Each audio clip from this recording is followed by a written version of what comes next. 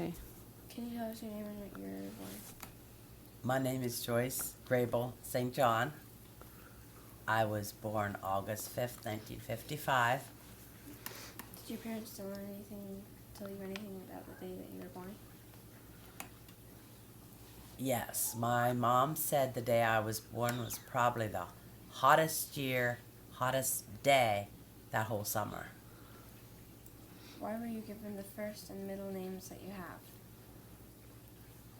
I don't know where my middle name came from, but my first name, my mom said they were trying to decide between Nancy and Joyce. And when I was born, they thought I looked more like a Joyce than a Nancy, so. What's your first most vivid memory? My first vivid memory. One of the earliest memories I recall when my sister was born, and she was 2.5 years younger than me. She was born in February, and our neighbor lady was across the road getting her mail and was asking my mom. I was with my mom getting our mail, and my older sister wanted to bring the baby out for our neighbor lady to see because she was asking about the baby. And she brings her out on the porch and almost dropped her, and she wasn't dressed to come outside in February. Can you tell me about your parents? What year were they born? My father was born November 7th, 1930, and my mom was born in July 17, 1931. Do you ever have a secret hiding place? My secret hiding place as a child? Yes, my favorite place was up in a big maple tree. I love to read, and with a big family of 12, it was hard to find a place to get away to read, and I found that I could take a book up in this tree and sit up there and nobody would know where I was.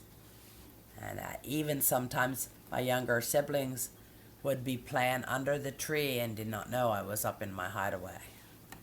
Describe the first president of the United States that you remember. The first president I remember of, I would have been, it was the year I turned 5, was the presidential election, and Eisenhower was president, and John F. Kennedy was running against him. We did not have TV, but our neighbor lady did, and I was very interested in the news and who was going to be president. And I just thought he was the coolest man. And I was hoping so much he would become president because he was often photographed with his beautiful wife and 2 young children.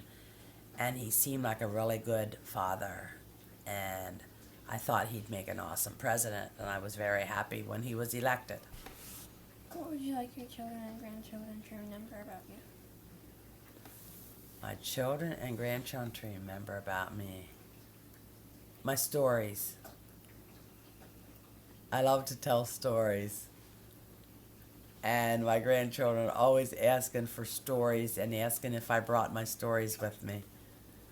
They especially like stories about when their mother was young, and I've even had requests for the stories about when she got in trouble.